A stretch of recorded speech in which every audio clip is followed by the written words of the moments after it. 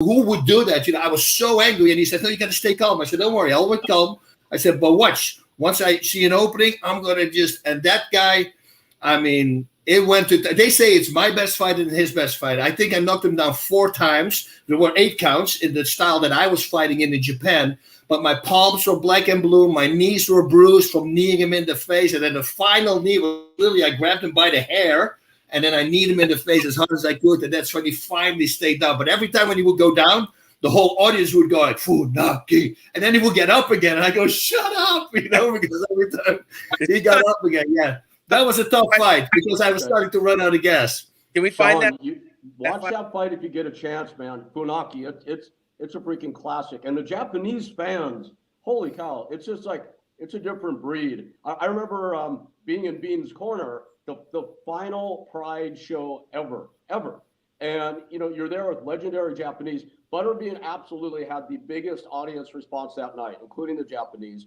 And if I didn't you submitted a 400-pound mixed martial arts fighter named Zulu Zinho in front of a Japanese crowd. And Bas, I don't know if you know this, you may have been commentating, I'm not even sure, but Butterbean's first submission victory on the final show of Pride ever against a 400-pound submission artist in front of 70,000 people. That was not horrible. What was the submission? Bean come alive. Key lock. Whoa. I love it. Who was your toughest, Butterbean? I want to hear from you. Who was the toughest fight for you when you were out there? I mean, you fought a lot of. Probably the trickiest was Larry Holmes when I won a boxing match because I done everything to aggravate him prior to going into the fight. Like I had to deal with the promoter. I was going out last, which, you know, the bigger name, which at the time Holmes was a bigger name. I mean, but he was so mad by the time he got to the ring. And I kept trying to get him to engage me, and he would never engage me. So it made it really difficult because he run and jab. And Larry Holmes had the best jab out there. I mean, he was amazing. But in the second round, hit me with a straight right. It was a solid punch. My first instinct was to smile at him and say, is that the best you got, old man? And that was the biggest mistake I made in the fight because I scared him. And after that, he just run from me. Then, you know, then my nerves were kind of, you know, I'm going, now I got to figure out how to catch him. And I'm not a runner. I don't like to chase people. Mm-hmm. I know that look on your face when you get hit and you smile at somebody. I've got to see that many times up close. Shawn, I want to ask you a quick. Let's do this for each of us real quickly. So just to catch the folks up that are watching, we've got a good audience on already. This is great. Why don't we just do a quick minute check-in for each of us? You know, keep it to a minute if we can, just on what we're up to and what we're doing in life at present. You know, the highlights. Shawn, what's going on with you, man? I just recently signed on with Mutant. Mutant is a supplement company. It's based out of Canada, and they're kind of relaunching their brand. And I'm in their marketing, and I'm in their branding and their advertising space. We're now sponsoring the Arnold Classic that's coming up next weekend in Columbus, Ohio, and then the Mr. Olympia Championships on October the 7th to the 10th in Florida. Tomorrow I'm on an airplane to Hawaii. I have the Shawn Ray Classic scheduled for November the 20th. I'm going out there to put some posters up, visit the gyms, meet with the trainers, meet with the athletes, and do the marketing and promotion. Hopefully, Hawaii opens all the way back up in November because right now they're closed down because of COVID, but the show must go on. So I'm going out there. It's my 5th year of the Shawn Ray Hawaiian Classic, putting that on. And I work with a couple of companies marketing products for Fascia Blaster, for Mr. Tortilla. So I'm a pitch man. And I'm the commentator for the pay-per-view for the Mr. Olympia for, I believe this will be my 19th year coming pay-per-view on MrOlympia.com. So I left the stage, but I didn't leave the sport. That is so cool. And I'm going to see you on Maui, hopefully on Friday, right? Yeah, I'll be on Maui on Friday, so I'll be out there for lunch. Excellent. Good deal. Boss, what's going on with you, man? What's happening in your life? Been doing great. I've been waiting for a new model of an O2 train. I'm not even going to go in there, but that's been 9 months late. So I've been going through a bunch of stress. So what do you do when you stress? You start doing other things, you know, like the gym is going really well. So that's really nice. Public speaking I've been doing. I just came back from a trip public speaking last week, and also seminars, you know, so I'm kind of traveling America. and do some public speaking and some seminars all over the place. And of course, my own gym is working really well. So that's been great, especially with the whole COVID deal. You know, that we were still able to open our gym, and we had not one COVID case, and everybody's there. And by the way, the public speaking, I always talk about habits, creating good habits in life, I think, because that really saved my butt in fighting, but in everything, because I have ADHD and I'm all over the place. And without my habits, my good habits, that's important, because bad habits there, of course, are there as well. It's very important. So I really always like to talk about creating good habits and how to do that. And it's like we were talking about it before, but Shawn was already saying it. You know, it's good you're still in the sport, and you're like you commentating as well. And I always say, you know, whatever you received as a gift, you're going to have to give as a gift. So if they gave you some talent from above and you're done, your career's done, it's for you to pass that talent on to the next generation. Love that, man. That's fantastic. Words of wisdom for sure. Mr. Bean, don't you hate when people call you that? Sorry, man. Yeah, a lot of people. I mean, people don't know my name. I mean, it's Butterbean. But right now, I'm doing a lot of Comic Cons and personal appearances. And matter of fact, I'll be in St. Augustine, Florida this weekend. I pack up and head down there in the morning. There's a flea market I've been going to just to set up and meet and greet people. I really enjoy meeting the fans out there. And it's a tourist type plant up in Tennessee. I meet a lot of people there because of COVID. I'm not able to get out as much, and a lot of the shows haven't picked back up yet, but they're starting to pick up, and I'm excited about going to Florida this weekend, that's for sure. But yeah, just a lot of personal appearances and speaking engagements like Boss, a lot of children's type stuff. A lot of them got canceled, but they're starting to rebook, so I'm excited about that. That's awesome. That's so good to hear. You know, we're getting a lot of nice comments, by the way, so everybody, thank you out there. We're getting some pretty funny ones too. So keep them coming. Thanks for the entertainment on the comments and also the heartfelt stuff. You know, for myself, I think you guys know I'm running talent for Cameo these days. You guys are all on Cameo, I believe. I know that. You know, my life these days, I live on Upper Maui.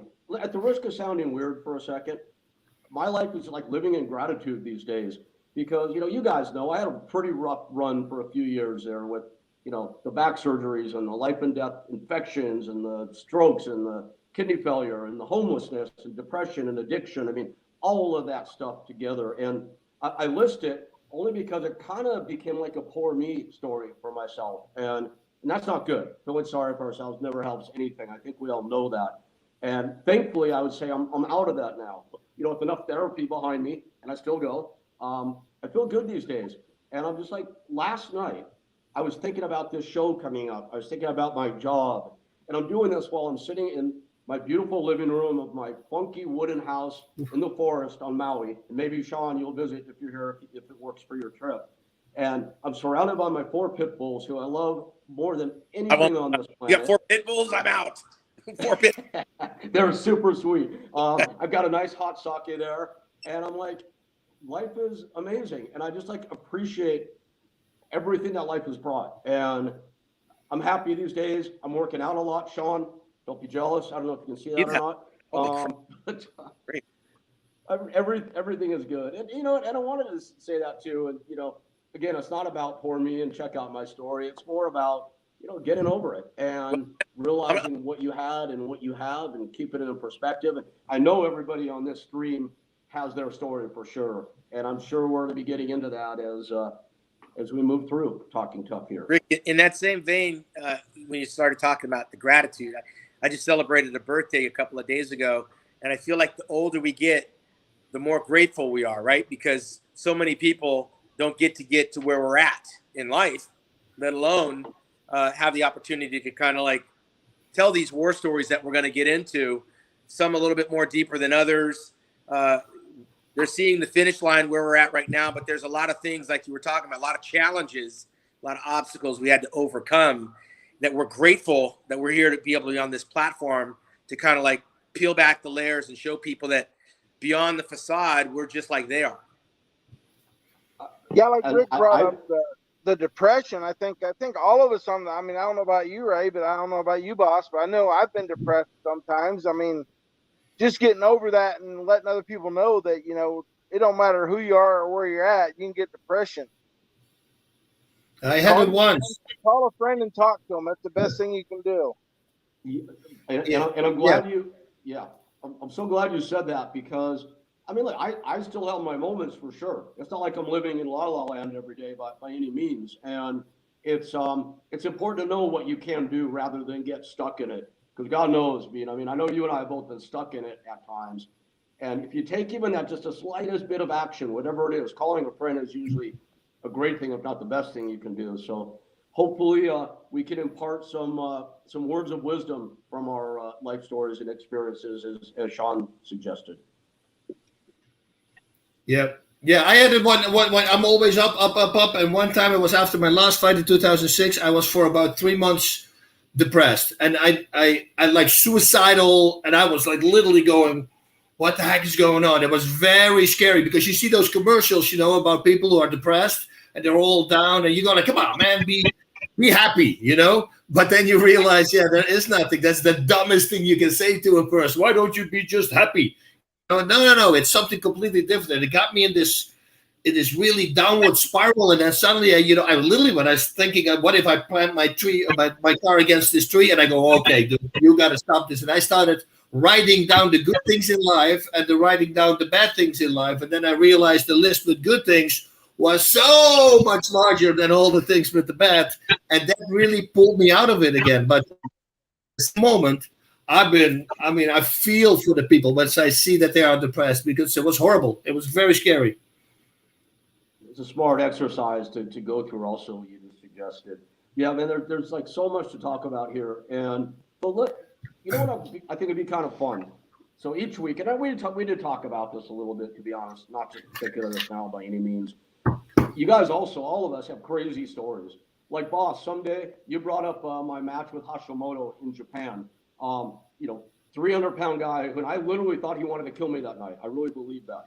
And sometime I'll tell you the story behind it. It's pretty damn funny and pretty entertaining, in my opinion, at least. So these war stories, I guess we would call them in our world. God knows we'd probably go on all day and all night with that. But I think it'd be fun, maybe each episode, one of us tells a war story from our past. And I'm wondering, Bean, if I could maybe put you on the spot here and say, what do you got, man? I'll throw out. It's not really a fight type of war story, but it's kind of something that happened on the road, which is kind of funny. I mean, I don't know about how many people. My wife and me have been married forever, but I've not always been faithful. I've been bad, and I mean, a lot of people know that. So I'm at a fight in Japan, and I'm at the stage I'm trying to stay straight and narrow, be loyal to my wife, and so at 2:00 in the morning, I get this call from Jeff Munson. And he's in a fight. I mean, he's in a fight. I'm jumping up, getting my clothes on, and he's like needing my help. And the hotel's not that big, so I'm like, how can it? There's no bars open that late. So I'm like, what the hell's he got into? So I'm like, where are you at? He goes, Pete, I'm in my room. I just can't take care of my girlfriend, and I need help. I'm going, dude, you're on your own on that one. I go, there's so many bad vibes with that story right there. I don't know if you know Jeff or not, but I didn't know if you wanted to watch, if you wanted to help. I didn't know, but I wasn't getting involved. But what a spot! Especially after that event, I've been straight. I've been really loyal, and that's my war story for the day, I would say. So wait a sec. I want to get to. Now I know Munson, Bas. I'm sure you know Jeff Munson better than I do. Yeah. And that guy's fucking nuts. And that's a lot for someone in this group to say, I think. I like him, nice enough guy, but nuts.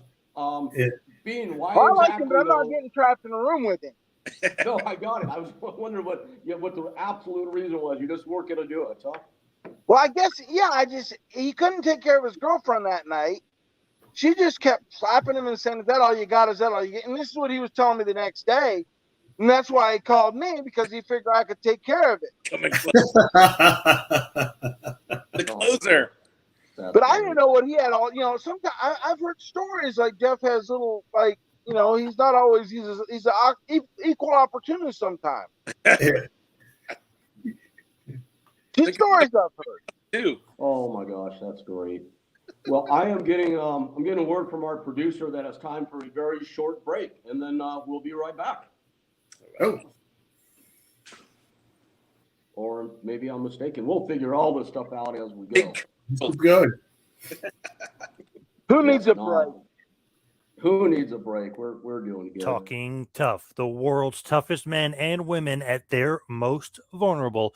Join Rick, Shawn, Bas, and Butterbean, plus very special guests live every Wednesday, 10 p.m. Eastern, 7 p.m. Pacific, right at talking-tough.com. You could also see him on YouTube at the Hannibal TV or Rick Bassman. You can check him out on Facebook at the Rick Bassman, the real Shawn Ray, and of course at Bas Rutten. Also, check out Rick on Twitter and Instagram at Rick_Bassman. Reminder, folks, Bas, Rick, Shawn Ray, and Butterbean every Wednesday night live, 10 p.m. Eastern, 7 p.m. Pacific for Talking Tough. Gun, gun, gun, gun. Oh, and we're back. Okay, here we are. Story to Shawn Ray, Butterbean, and I'm Rick Bassman. You know, I think what was supposed to happen there, guys, is if we don't make fun of our own technical difficulties, then it becomes maybe even more embarrassing than making fun of it. I think we're supposed to have a VO there, a voiceover, that reminds everybody where they can watch this show every week. It is running right now live on Bas's Facebook. It's running on the Hannibal TV on YouTube, on Two Man Power Trip. It's on my YouTube. Shawn Ray, who's got a gazillion followers on Facebook, but whose Facebook got hacked by somebody in Bas's home country, I understand. We'll be back on your Facebook as soon as we get that sorted out. And, you know, the goal here is to, obviously, anytime you do a show, you want to amass as large of an audience as you can. I know we have, you know, all kinds of ideas about stuff we want to do with this show. But in the meantime, again, just happy to be here. I love getting these comments. We're talking about a pro wrestling tag team comprised of Shawn Ray and Butterbean. That's somebody's idea out there. You know, there's all kinds of fun. Yeah, I love a tag team, I'm telling you. and you. And we're getting lots, and I don't know if you guys are reading comments or not, we're getting lots and lots of bald comments. There's got to be, and this was not by design, by the way people out there watching the whole bald thing. But I'm thinking there's got to be an endorsement. There's got to somewhere. I don't know what it is. But Hey, you know what, Rick? I asked Bas a question. Were you able to catch that fight with Tyrone Woodley and the what you call it, dude, YouTuber? Yeah. So I mean, I don't know what you saw and how you saw it, but is that something that you'd want to see a rematch with? No, I don't want to. You know, Tyrone should have pulled the trigger. He was tired at the moment. Paul was, and I think that Tyrone could have finished him if he would go for it. But you know, he was just holding back. So if it would have been a very close fight, but no, I don't think it's a great fight to watch again. You know, I think it's unfortunate because he was doing really well. He could have. I truly believe he could have finished the fight. That's what I think, because Tyrone is so freaking powerful. I mean, if he connects a few body shots, especially when the guy is really tired, well, he's going to hurt the guy, 100% guarantee. So, unfortunately, he didn't do it. Dean, what about Evander Holyfield and was it Vitor Belfort fight? Yeah, that's a very sad thing to see. Holyfield should have stayed at home. Yeah. I thought it was a joke. It really was. Yep. He had no right, and then they had to move it to Florida because the commission wouldn't okay it. That should tell you something right there. And I don't get, back when I was fighting, they wouldn't let you fight just anybody. You had to be the equal level, Right. Especially in boxing. If you wasn't the same, right in the same weight, the same fight level, it's like Mayweather should never be able to fight Jake Paul or Paul Jake, whoever the hell that clown was that he fought. And if it was a real fight, in my view, it wouldn't have went that long.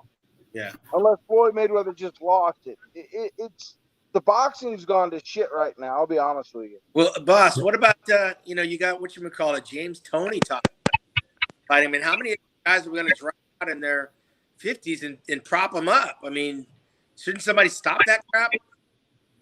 Yeah, I don't think it's good. I believe it's a bad taste. The reason why they're fighting most of these guys is because they have no money anymore. And that is the wrong reason to fight. Trust me. And you're only going to turn it. You're going to hurt yourself, your career, and everything. You see this so many times. Like for me, everybody tells me, says, "Oh my God, you left on top," because I didn't lose a fight in the last 22 fights. I said that was not me. That was literally the Lord taking care of me, give me a bunch of injuries so I couldn't fight anymore, which I hated at the time. But thankfully it happened because I would have been the same knucklehead. I would have kept on fighting, and eventually you're going to face guys half your age who are just started training when they were 10 years old, and you're going to lose. That's what you're going to have. That's going to happen. So now if you come back for fight for money, I just think it's the wrong reason. You should really fight because you love it, and that changes the fighter. Can we say the same thing about Peter Ortiz, for example? Like he said he loved it, he wants to fight again. I mean, he went out in the first round. Yeah, Well, it's hard for. Let me comment on this if you guys don't mind. By the way, Romanowski 316 says Butterbean could beat both Paul brothers at the same time. Well, that I have no doubt. They don't even weigh half as me. If you put both of them, they're not even halfway there. Of course I could. Shawn, Butterbean knows this better than anybody, myself included. But it's like the sport has kind of gone the way. Imagine Vince McMahon, who I like and respect for what he does, but imagine Vince McMahon in the pro wrestling business. Right. And you've got, commissions are commissions, Bean, but you and I both know that enough money and things can be played with a little bit. All of a sudden, the idea about matched abilities goes out the window. Right. You're Evander Holyfield, who is one of the greatest boxers of all time, bar none. Now, I'm in no way, I don't mean this, but hell, if I were trained up and I were in shape, maybe I could beat Evander Holyfield in one round right now because he's not fighting right now. He's not a boxer. He's not in shape. They threw him out there with a week's notice, but it's a huge name. And you've got a company like Trilla, which is throwing around ridiculous amounts of money. Isn't this just celebrity boxing over again? Is it celebrity boxing all over again? Yeah, that's basically what they're trying to do is celebrity boxing again. Yeah. I'll tell you what, now, I know Mike Tyson, and Tyson right now is in shape. He's in actually fight shape. Yeah. Dude, that's a scary guy. I saw him work out a few times. He's one I'd watch if he was in a real fight. Yeah. Yeah, that's the guy who can still fight everybody.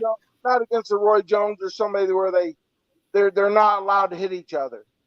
Yeah, Tyson could do serious damage to somebody. Yeah. Do you think Oscar De La Hoya dodged a bullet by not fighting? I think he did. I think Oscar shouldn't be fighting heavyweight back when he fought. What was it? It was under light heavyweight. He was a small guy. He was 150, 160 pounds tops. Yeah.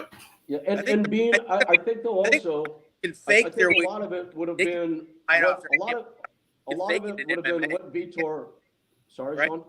I was saying that boxers can kind of fake it in celebrity boxing, but you can't fake it if it's an MMA match, right? Like that's a whole nother subject, man. I mean, you potentially could. On your question of De La Hoya, in my opinion, it would have been based on what Oscar De La Hoya showed up, no matter what his weight was. Vitor Belfort, for mixed martial arts, is a really good boxer, but that's for mixed martial arts.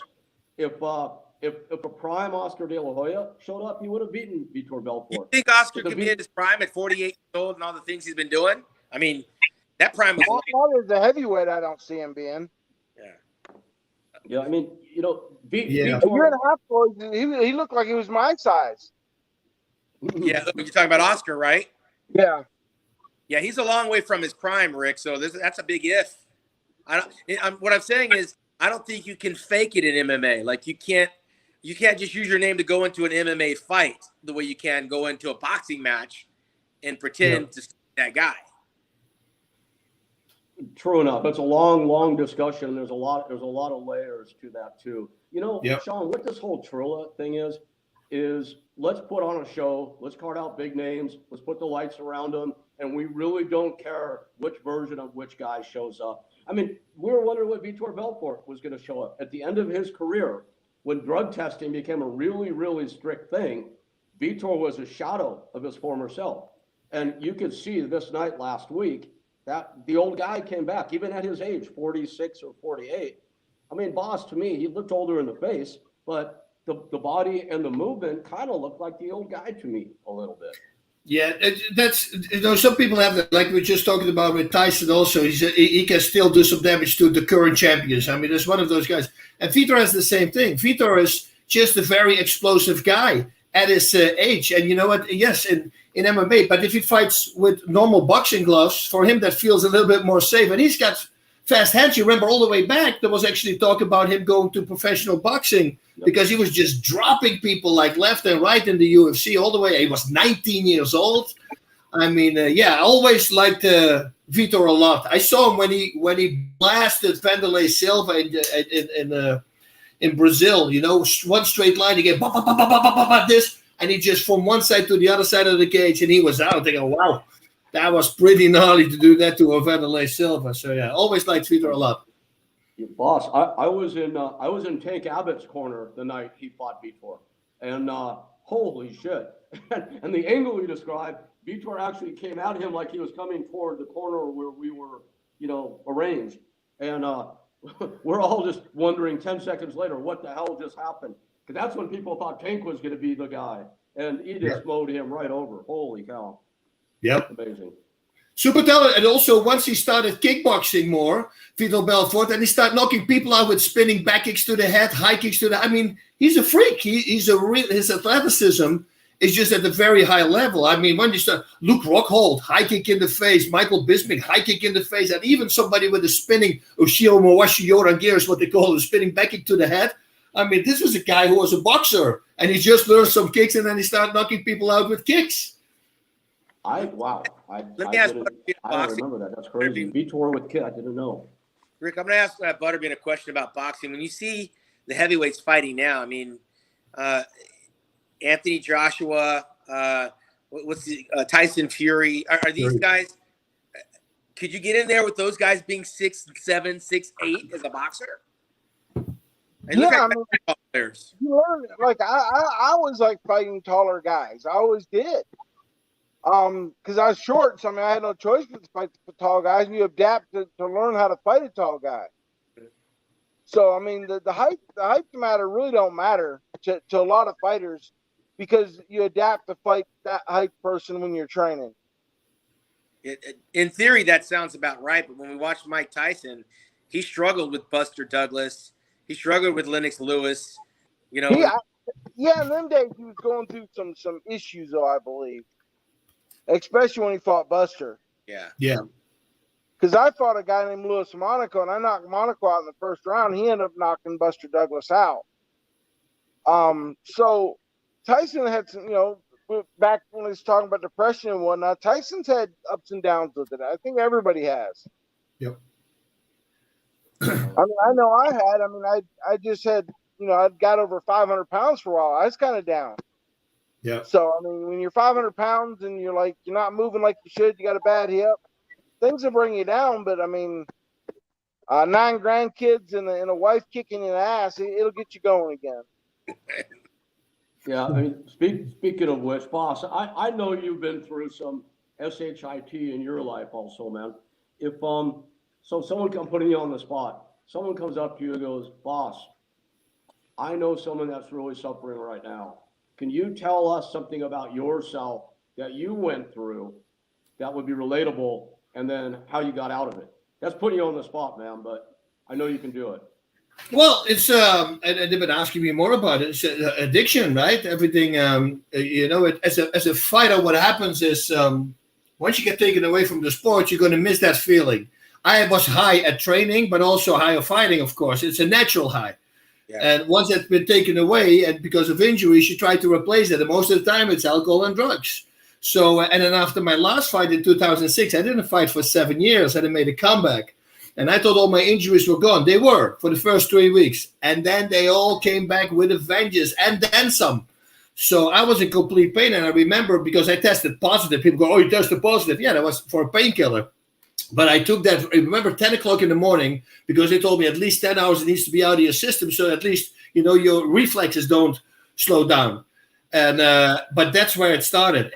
I remember it went from 2 pills to 4 pills to 6 pills. I remember putting a 9 with, the eyeliner for my wife. I would put a 9 on the mirror. And I said, I'm not going to go take more than 9.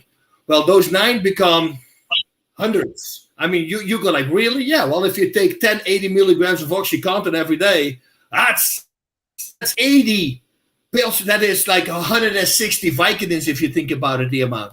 It's bizarre. And I don't know how the body, but I realized my doctor said, your body is just really unbelievable. Your liver finds a way to break it down right away. And that's why you need more. So that's why you Vicodins, you go to OxyContin because there's less Tylenol in and it doesn't hurt your stomach. So thankfully, within 8-9 months, I go, okay, this is not it. I got to stop this crap. So I stopped. And somebody told me to get off with Suboxone. Suboxone is like the methadone, but you get it prescribed from the doctors.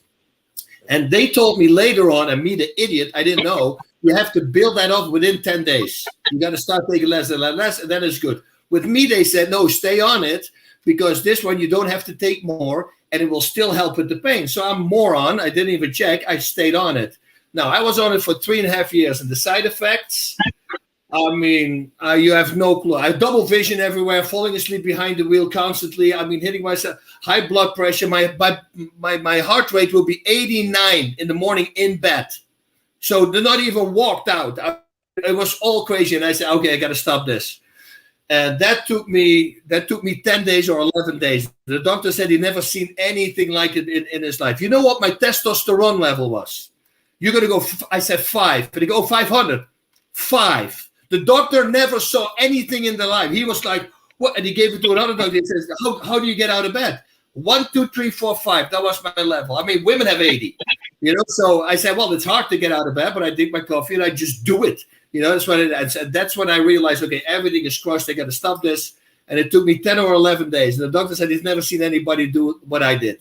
He says, normally that is months of misery. And I said, well, it was 10 days really hard. And you have to understand also, I took 1 pill of Suboxone, was 8 milligrams or something. And then I went to 3/4, a half.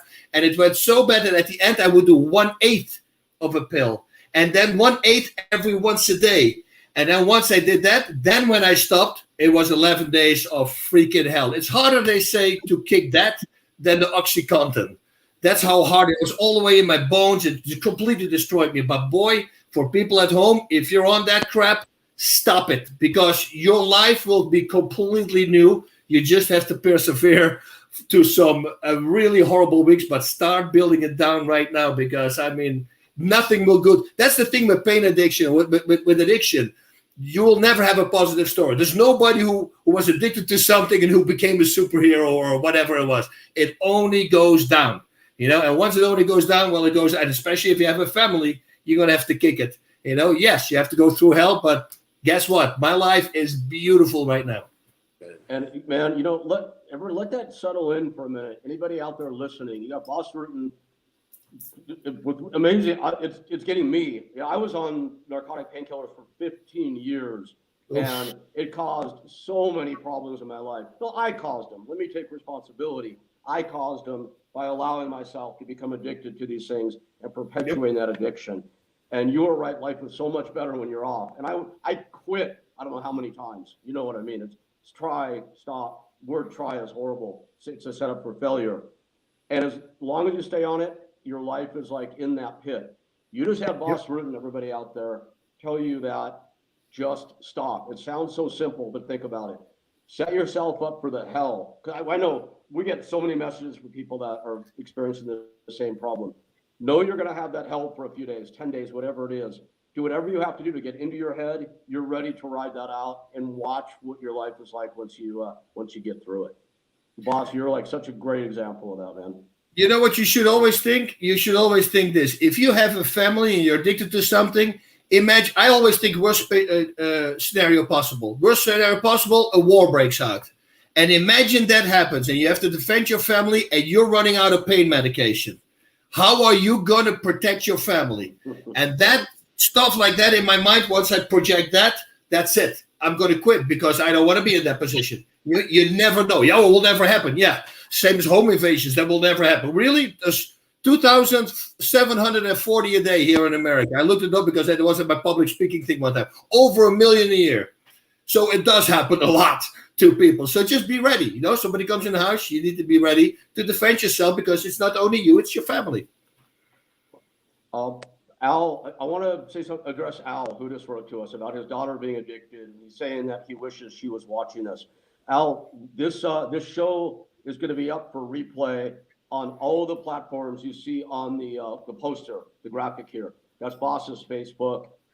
It's Hannibal TV on YouTube, my YouTube. So please have her take a look and maybe watch next week and write in, and we'll be happy to interact with her for sure. I want to set Shawn up for a big question. Well, I was going to be a fan really quick. I just want to ask the question I think a lot of people want to know is, Butterbean, how is it that you never got the chance to fight Mike Tyson? Shawn, wait, hold on. I'm interrupting Shawn on the fight questions. We're going to fight every week with each other. So here's our first fight. We're on some serious shit right now. We're going to stay on it for a minute. Okay. We'll go back to the fight stuff in a minute. Okay. All right. Sorry, Shawn. No, I love it. Shawn just moved up into camera. Shawn, come up and join us again. You're the best looking guy here. Come on. Maybe not. Well, maybe you are, boss. Maybe you are, Bean. I'll tell you what, the addiction's bad for a lot of people. My brother actually overdosed taking heroin and died not long ago. Well, now it's been several years back. It seems not long ago because he buried himself in a basement. We never seen him. Yeah. It's a horrific thing, and it's only getting worse. And, yes, sir. We all know, from our worlds. And when I say our, I mean, everyone knows that Shawn Ray's world is bodybuilding, Boss's is mixed martial arts, Beans is boxing. I mean, you guys are all way more than dimensional than that, but that's what you're known for. My main world is pro wrestling. And, Shawn, in that world, we had a thing we'd half jokingly call, and it's very sad, we would call it the pro wrestling diet. And as you probably know, tons of guys have dropped in their 40s. They're, just dropped dead. Pro wrestling epidemic. And that's because the diet back in that day, they would really watch their diet, so their bodies look good. But it was anabolic steroids, it was narcotic painkillers, it was alcohol, and it was cocaine. And that plays hell on your heart 20 years later. Yeah. Shawn, I don't know you well enough to know how you're going to react to me even ask you this kind of question, but I'm going to ask. What's the bodybuilding world like backstage, man? What are the behavior like? What are the habits like? Yeah, it is there's not really a common thread when it comes down to what guys are using. The things that guys do is typically they have their coach or they have their team, and there's a lot of separation. It's not something that's commonly spoken about. Even when I was coming up in the game, you run into the guys that you got to compete against. There's no commonalities. We didn't sit down and compare notes on who's taking what. You kind of had to figure things out on your own. And like anything else, we're a sport of misfits, right? We're looking for something. We come in because we're overweight. We come in because we're small. We come in because we've been picked on. We're overcompensating for something by doing this bodybuilding thing, trying to change who we are on the outside anyway. Sometimes it's effective changing the way you think and how you structure your life because you have to go through the routine. Like Bas can relate to that. You got to do the routines to learn the moves, and like Butterbean, you got to practice the jab. You got to hit the heavy bag. You got to this whole routine. When the routine is broken, that's when the real world stuff kind of can creep into your life, and you can go the wrong way. And in bodybuilding, you'll find a lot of athletes, especially along the way when injury sets in, you get idle time. There's no contest on the horizon. The diet can go out the window.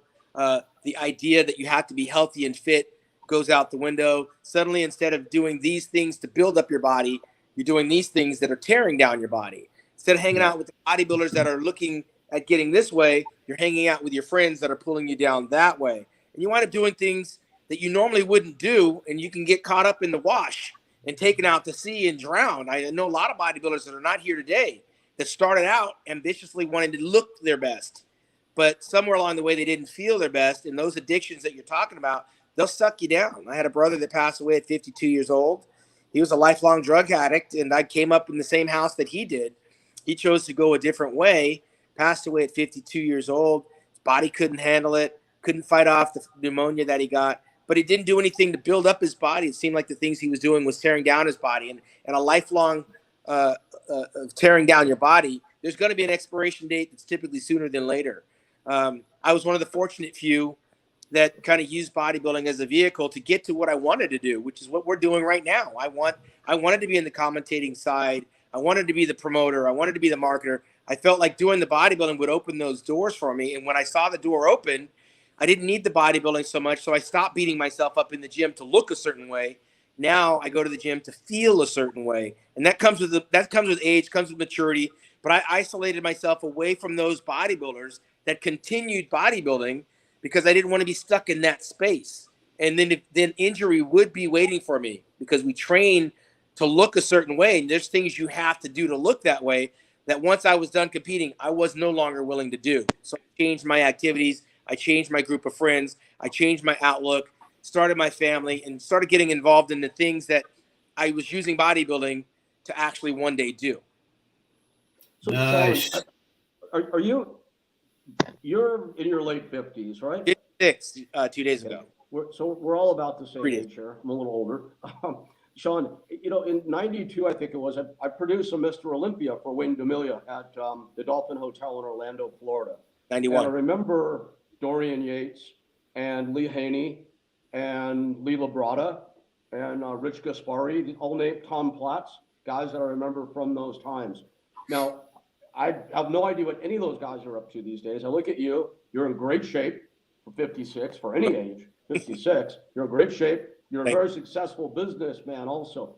Are you the exception to the rule? What's going on with most of the guys from that classic era? Yeah, I mean, it's funny because we just had a conference call about this year's pay-per-view for the Olympia, and I drug out of the woodworks 8-time Mr. Olympia Lee Haney. He's got a very successful show in Atlanta, Georgia. I drug out of the woodworks Lee Labrada, who started Labrada Nutrition back in 92, 93, somewhere around there, right after Metrex. And he's still going very strong with his Labrada Nutrition. He'll be doing the commentating for the Classic Physique. And another one, the Dragon Slayer, Rich Gaspari, who was giving Lee Haney fits back in the day, who's got the very successful Gaspari Nutrition. These are my contemporaries. These are the guys I'm hanging out with, commentating on this year's Mr. Olympia pay-per-view. There are some. When you start numerically going across the board, you start to see the guys that are kind of broken down their bodies and maybe broken down their careers and kind of disenfranchised from the business. But the ones that stayed very close to the sport, they were the ones that were leading the way for me. I mean, Haney, Labrada, and Gaspari, they're all in the Hall of Fame, and they're all giving back in their own ways still to bodybuilding. Labrada's son is competing in the Mr. Olympia, right? So Rich Gaspari just had a kid 2 years ago. He's like 58 years old, popped out a baby, 2 years ago. And Lee Haney has his second grandson, and he named his firstborn Olympia. His daughter's name Olympia. Brought her up on the Olympia stage. I remember when I was coming up behind him. So these guys keep me accountable, right? Like, I'm working with guys I came up behind, competed against, retired with, and we all went to the four corners and did our own thing. And now we're being brought back with the common thread of talking about the Mr. Olympia. We survived. There are a lot of guys that didn't make the cut and a lot of guys that are no longer with us, but I was not running with those guys. They weren't friends of mine. They weren't people that were in my wheelhouse. And every time I see one drop, and this year's been a rough year, I think, like, where did they go wrong? But I start looking back at when they were once on the top of their game, and there was probably some things they were doing that they paid the price for at a later age, which is early age. I mean, I used to think 50 was old, and now I'm 56. So I'm on the back nine. So, yeah, I'm trying to, like, make sure I stay around the people that are, like, promoting what's coming up behind us because we survived that era. But there's a lot of guys that didn't survive it because of the things they were doing. Hallelujah. Hey, Wow, boss, man. Yeah. do you think if Shawn had been with us at the Price Oil Celebrity in Destin, Florida, that we could have dragged him into the abyss? Or do you think he would have maintained his manners? I don't know. I was a different guy at the time. I would have probably slipped something in his drink. I would have roofied him. Probably would have had to. Here's the thing: when you grow up with someone that's addicted, you see the finish line. You see what that life is going to lead to, and it's not something that's fruitful. And so, having my brother for as long as I did, I was lucky. But it was also, I was able to look at what I didn't want to be. So maybe it drove me further into bodybuilding and trying to be the best physical specimen I can be, because he was just the opposite of what I didn't want to be. A lot of people don't see addiction. A lot of people don't see what it leads to. You know, you got to hide your money, you got to hide your valuables, and you're fighting over ridiculous stuff because this guy's in his addiction. Most people don't grow up with an addiction in their family, and when you've seen it up close, maybe I did the opposite. I tried to go the other way, and in those situations, boss, in a party situation, I'm very well keyed. I'm surveying the room. I'm the guy that snuck out the back door when people were getting crazy, you know, protect myself. Yep. Guys, I have a question for each of you. I know we're Eric, getting close. you ever This had is that? just great so far, by the way, man. This is so fun. We're getting close to an hour here already. I don't know how long we'll stay on. That's up to all of us and to our wonderful producers, Rachel and John, who are keeping their fingers on the buttons here. But can you tell everybody out there, like, what are you excited about in life right now? Whether it's professional, personal, spiritual, whatever it may be. What keeps you going? What's exciting right now? And to who's the question? Or who Eric. you talking to, Rick? Bean, I'm sorry, I forgot to call it Butterbean. You know, I'm having fun meeting and greeting folks. I mean, you know, back when you're fighting, you never really got to get out and actually get to meet the people that cheered for you. Mm-hmm. And I get a lot of the fighters go out there and fight again, like Holyfield, or some of them. A lot of them do it because they're broke, but a lot of them do it because they miss the attention they was getting. To me, I'd rather meet the people than instead of go out there and do it. I think a lot of. I'm gonna have hip surgery pretty soon. The doctor, one of his main questions was, "Do you plan on fighting again?" I said, "I have no idea. I don't want to fight no more. It hurts too bad."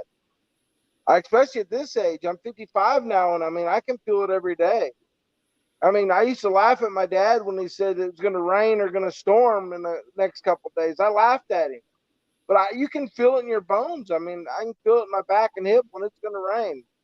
And I can see Bob smiling because he knows exactly what I'm talking about. Hey, Eric, Sean's going to be on Maui the day after tomorrow. Could you tell us what the weather is going to be like? You know, I can't predict it, but if I'm there, I can tell you if it's going to storm or not. All right. I still want the answer, Rick, from Butterbean. Like, what happened with the Tyson scenario? I mean, why didn't that fight happen? You know, it's Tyson. I really don't know. I actually was called before the Roy Jones people, but I got a real bad hip and I wasn't able to. I don't think I would have anyhow. Yeah. But back in the day, I don't know. Shelly Finkel didn't, they didn't want to put him against anybody that really could punch. Tyson's never had a great chin, I don't think. He was just so fast, nobody ever really hit him solid. Mm-hmm. Yep. And if I ever did fight him, it'd be a flip of a coin who got knocked out. I've never been knocked out.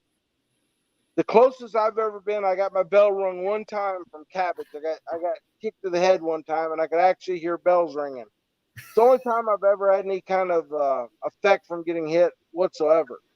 Yeah, and as hard as Mike Tyson with that right cross is, a shin kick to the head's a whole different ball game, man. Pretty much. Yeah. You know what a freaky was? It was Mark Hunt against Mirko Cro Cop. And he got kicked full in the head, Hunt, and he takes a knee and he gets up and he continues fighting. Like, what? Full shit in the face. He just went dip, and he continued fighting. I go, okay, I never want to fight that dude. Like myself, I can take a great punch. Some people can, some people just can't. And then again, if you know you can't take a great punch, you learn to avoid them. Boss, Yep. I got a kind of got a chance to. Funny story that kind of sort of involves Mark Hunt. And Boss, you may not have heard this before. And Sean, I think you'll love this because it really shows how stuff works behind the scenes. The story very much involves Butterbean. So we're going to the Pride show, and Pride went to Las Vegas, if you remember that. And Bean is booked against Mark Hunt. And they're having trouble with Hunt's visa. He's from New Zealand, Sean. And I mean, tough fighter, as Boss is describing. And the Pride promoters called me. You remember Yukino, Boss, the booker for Pride? Yukino called me, and she says, hey, Butterbean's supposed to fight Mark Hunt. Hunt may not make it. Do you have a big, colorful guy you can bring in to hold on reserve? So I bring in pro wrestler Sean O'Hara, who talk about crazy. Oh my God, I love Sean, but that's the story for a different day. Sean is 6'5", jacked to the gills, looks very, very theatrical looking dude. Great character, halfway decent fighter, better as a pro wrestler. Okay. So they're like, we'll pay Sean $3,000 to just come hang out in Vegas. I'm like, great. So we go. They put us in nice hotel rooms. They give us our per diem. And sure enough, Mark Hunt's visa falls through. So I get called, will Sean fight Butterbean? Well, yeah, that's what we're here for. We already know the purse is $30,000. That's great. Sean's like, okay, 30 grand, I'm happy. So the day before the fight, I get a call from, the day before, I get a call from Yukino. Oh, Mr. Sakakibara, he's the promoter. Sean, very much tied to the Yakuza in Japan, which is their version of the mafia there. And Yukino says, Mr. Sakakibara would like to see you up in his suite. Okay. So I go up to the suite, and you know the setup, boss. They got all they got the good, 28-year-old Scotch out, the whole 9 yards. And Yukino says, Sakakibara starts to talk in Japanese.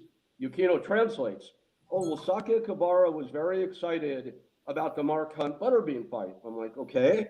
Yes, it would have been a very, very exciting stand-up fight. Okay. Oh, yeah, Mr. Sakakibara really wanted to see a stand-up fight only with Butterbean.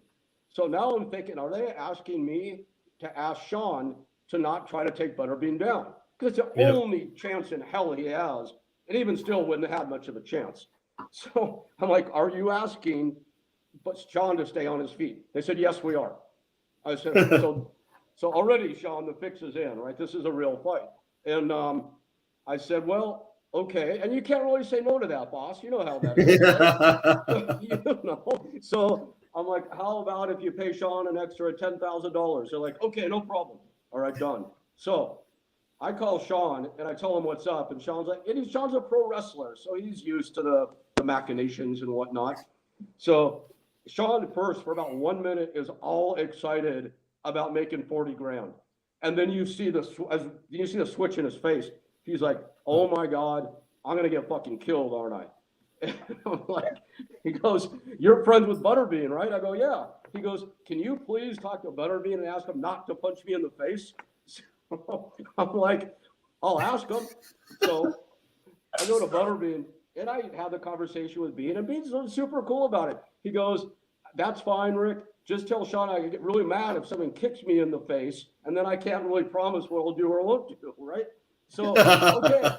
So Sean is like, great. He feels good. He's like, fuck it. No way I'm winning this fight. Let's go out to dinner. We go out to dinner with our newfound wealth. We went through like 3 bottles of great wine for dinner. I got shit-faced the night before the fight.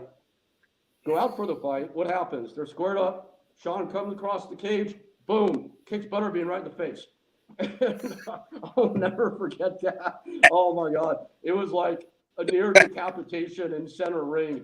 Bean just pounded him into oblivion in no time flat. 40 grand. We have some more wine, and that's the end of the story. But anyway. Nice. Oh, a really fun, real fast story about Sakakibara. So I'm our buddy Holt McElhenney, right? He's the lead actor for Mindhunter, the show on Netflix. And we're standing in the elevator. This is 4 o'clock at night or something, and the elevator door opens. We just came back from partying. And the elevator opens and Mr. Sakakibara walks in. Now, Holt doesn't know it's Mr. Sakakibara. And he stands there and he looks at Sakakibara and says, wow, that's a nice T-shirt you're wearing. And he goes to Sakakibara, he grabs the shirt and he pulls the tag out like this to see what brand it is. And I go like, so I look at Sakakibara, I go like, he says, no, it's fine. But that's the guy you do not want to do this to, of course, because of the connections that they have. So when he left the elevator, the door closes, I look at, dude, that was Sakakibara. And he goes, oh, no. Am I going to die? I said, I don't know. I think it's okay. But he pulled it like this. Like he pulled it just like, whoop. Let's think, oh, it's a nice shirt. Yeah. Okay, thank you. The guy was like, oh, shit. Man, boss, maybe next week we can tell about the time that me and you and Tank and Alan Golis and Gary Goodridge and Mark Coleman and Mark Kerr and Ken Shamrock went to the Olympic Gardens in Las Vegas. Maybe we can tell that story next week. Yeah, We'll Or see not. about that. It's going to be a lot of bleeping there. Or not. What is this place Or for? not. Anyway. Oh, Hey, man. Was there one guy, boss, for you? Was there a guy out there that you wanted to fight, they just couldn't make the fight? Like someone you just wanted to get a hold of and they didn't make the fight for you? No, thankfully I never had that. You know, there was a few guys that I really wanted to fight, like, but not because of bad blood or something, like Fedor Emelianenko. They offered me one time. And that was when I already retired, but I go like, dude, just going the distance with a guy like that, I would love to see, because, you know, just as a test, you know, this was not, and of course, in my mind, I'm going to win, because you have to. There's people always say, what are you going to do against him? I say, I'm going to win. They go, oh, you're pretty sure so. I say, as a fighter, I think it's really bad to think that you might lose. Like, it's not a great way to, you always have to think like that. If it's going to happen, that's, of course, the question. But that was the only guy. Hicks and Gracie, they always thought we had bad blood, but we never had bad blood. I just saw him rolling on the ground, and I go like, dude, that could be the best guy ever on the ground. So I would just wanted to see if I could hold up against him. So you see, but never personally. No, thankfully I never had that. Yeah. Yeah, I think they say you kind of, it's a little bit harder, but when you're like, you fight out of the challenge, you know, and you don't hate your opponent, it elevates your game. Yeah. Oh, yeah. Hating is like, that's why I try to make my opponents angry, you know, because then instead of punching like this, they're going to punch like they load up, you know, they start telegraphing. So that's most of the time the reason when I start digging little things. But I do it very, you know, I undertone. Because if I say, yeah, no, he's a great fighter, I'm just a little bit better. But, you know, and if I just say it like that, that's the only thing my opponent hears. Even when I mumble it, he goes, what did he say? What did he say? You see, and that's what I want, because then they get angry, and then you can capitalize on their mistakes. Yeah, you think Conor McGregor's gone overboard? Like it's gone way too far. Like it's almost way over the top with that. Yeah, yeah. I'm a big Conor fan. Most of that, the promoters it's all show on that. A lot of it is. Selling. Yeah, but for Conor to start attacking family members and stuff like that, I don't think you should do. But that's my thing. Hey, Shawn, who would have been who's the toughest bodybuilder? Who would have been the best fighter amongst the pro bodybuilders? In terms of fighter? Yeah. Flex Wheeler. I mean, Flex was a martial artist when he came in, right?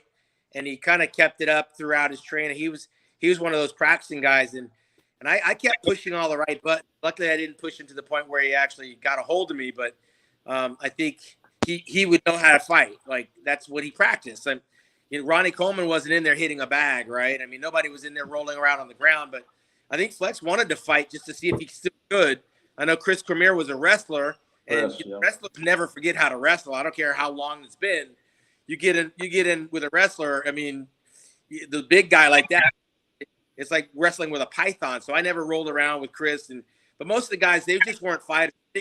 It's not in our sport to where you can there's a lot of testosterone and a lot of ego, but there are very few actual fights, right? Like most of the guys can't fight. The last thing you want to do is get hurt, mess up your moneymaker, which might be your face, you know, because there's a modeling component taking photographs. But our sport really didn't take us to the point of fisticuffs. Has there ever been a major brawl backstage at a Mr. Olympia? Not at an actual contest. You've seen some guys break their trophies, like Killer Craig Titus. You know, he's thrown his trophy and smashed it. He's gotten a fight at Gold's Gym. And, of course, he's a convicted murderer right now. I mean, so something was off in his head that you knew kind of these little things would lead to someplace bad. But, no, I was around for a long time. I never saw two bodybuilders size each other up and actually go at it. Like, that would mean anything. I always wondered about that. Chris Cormier came into my pro wrestling gym to train for a week once, and you could tell the guy was a real deal for sure. Yeah, he was a wrestler back in the day. But, you know, there's egos. I want to say a word about Flex Wheeler if he happens to be watching or watches another time. This is a guy that I really admire Flex Wheeler, man. The guy has been through it also. You probably know him a lot better than I do. Shawn, he had a leg amputated not long ago. And this guy is on his game. He's got his head on straight. He's just. I think he's frozen. Rick's frozen, but he was talking about Flex. For some reason. Yeah, he's frozen, but he was, I was doing the frozen face. I talking about Flex. I've seen it before, boss. He was talking about Flex Wheeler, who just got out of the hospital. He went in for some touch-up. Rick is back, but Flex has been through a lot. If we want to talk about a guy that's had to battle depression, he lost a kidney, he lost his leg, and of course, this is the guy that was on top of the world, this far away from actually winning the Olympia. He'd be a great guest to come on and talk real life stuff with us. Go ahead, Rick. Welcome back. We'll have Flex on for sure. If he'll come on, we'll definitely invite him on. Absolutely. Yeah, your point before you got cut off. We lost you. Well, I guess next week, one thing we really need to do is answer some of the questions people's asking us. We got to set a lot of time aside for that. I think that's important. I don't know what y'all's thoughts on it are. Yep, I love that too. We'll let Rick lead that. Yeah, maybe that's a great idea for the next show. Actually, just to answer we all answering questions from people. See what it. So wait, maybe with a guest and do that. That's kind of cool. Yeah, I wonder if we're able to do any Q&A right now. You probably guys got a note from Rachel. Probably I did, our producer. Yeah, I see. We have questions in private chat, and I'm not really sure how to do that. Boss, do you know we have questions in private chat? I can see the question. Say one more time. I'm understanding. Come one more time, Rick. You dropped away. Yeah, I'm cutting out, unfortunately, guys. I'm sorry. I don't know why. Yeah, the questions, Butterbean. He's frozen again, right? Okay. Yeah. Rick's going in and out. Yep. Sorry. But I think we should leave that till next week to You're focus going in and out. on the people asking questions. So I've noticed questions throughout the whole talk, which would have been great to be able to throw them in. We'll have to set a time lock to do that. I agree. I think that's a great idea. Guys, everybody out there watching, we'll take lots of questions next week. I want to thank on all over the house everybody who did watch, who put some great comments up tonight. This show will be available on replay on all of our platforms. We'll be adding Shawn Ray's Facebook platform soon. You can see special cuts of this on Butterbean's explosively growing TikTok. I still can't get over being in TikTok. I'm having a hard time wrapping my head around it, and I love it. It's got millions of views on his TikTok. Guys, this is great. This has been so fun. I don't want to have the last word, so I'm going to say one last thing, then leave it to you guys. Bas Rutten, Shawn Ray, Butterbean, thank you so much for being part of this. This is awesome. I love the bonding session. Thank you, guys. All right. We'll see you next week. Yeah. Hey, guys, that's all I can say. We'll see y'all next week. Aloha. Talking tough, the world's toughest